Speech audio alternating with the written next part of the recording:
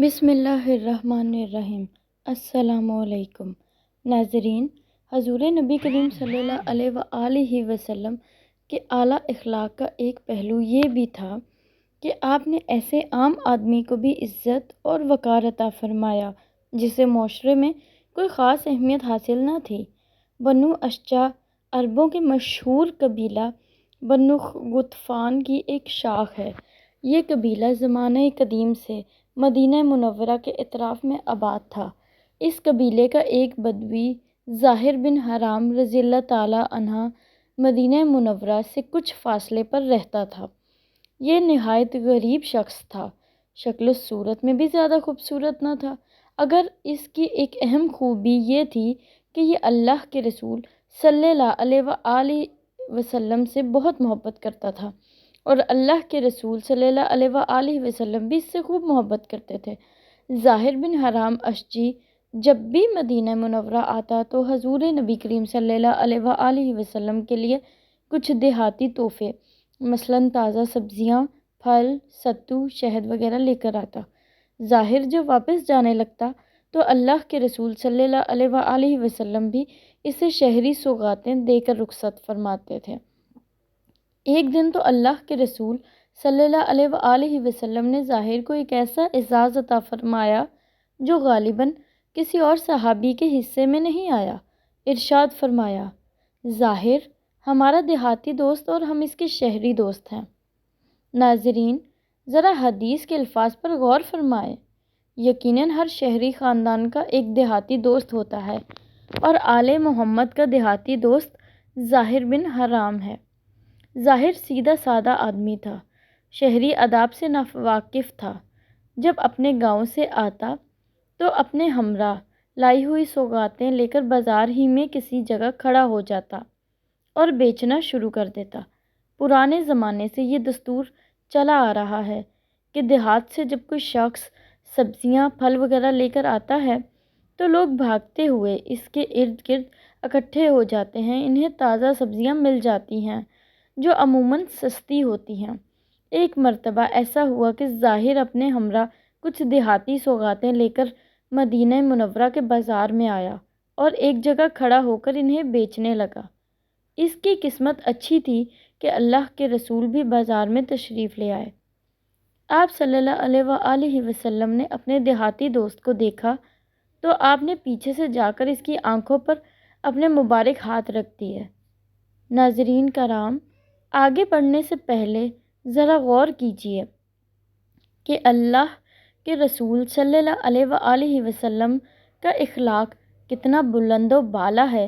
ظاہر ایک عام سا آدمی ہے، مگر اس کی سب سے بڑی خوبی یہ ہے کہ اللہ کے رسول صلی اللہ علیہ وآلہ وسلم اس سے محبت فرماتے ہیں، اور یہ بھی اللہ کے رسول صلی اللہ علیہ وآلہ وسلم سے محبت کرتا ہے۔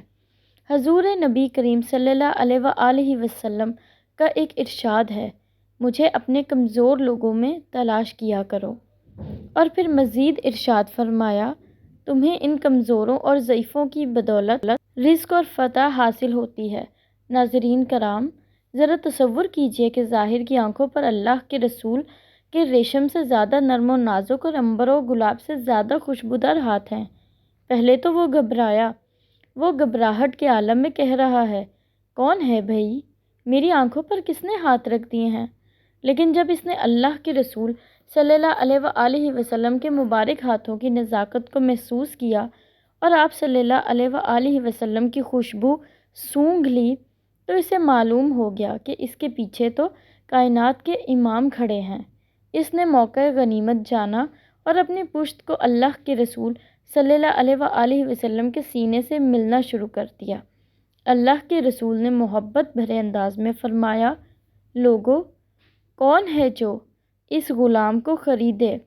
ظاہر نے بھی محبت بھرے انداز میں عرض کیا، یا رسول اللہ صلی اللہ علیہ وآلہ وسلم، مجھ جیسے کالے کلوٹے دیہاتی کو کوئی خرید کر کیا کرے گا؟ وہ تو بڑے خسارے کا سودا کرے گا، میری تو قدر و قیمت ہی کوئی نہیں، میں تو بیکار آدمی ہوں۔ آپ صلی اللہ علیہ وآلہ وسلم نے جواب میں ارشاد فرمایا، پیارے، ایسا نہ کہو، کیا تمہیں کسی نے کہا ہے کہ تمہاری کوئی قدر و قیمت نہیں؟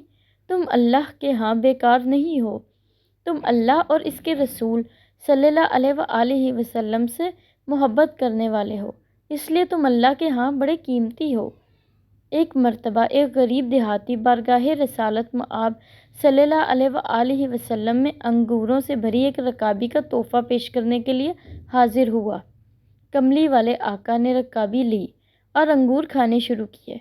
پہلا دانہ تناول فرمایا اور مسکرائے، اس کے بعد دوسرا دانہ کھایا اور پھر مسکرائے، اور وہ بیچارہ غریب دیہاتی آپ کو مسکراتا دیکھ دیکھ کر خوشی سے نہال۔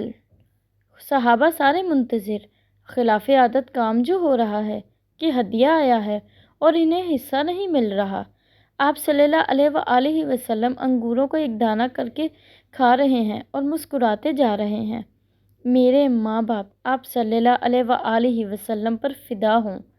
آپ صلی اللہ علیہ وآلہ وسلم نے انگوروں سے بھری رکابی ختم کر دی، اور آج صحابہ سارے متعجب۔ غریب دیہاتی کی تو عید ہو گئی تھی، خوشی سے دیوانہ خالی رکابی لیے واپس چلا گیا۔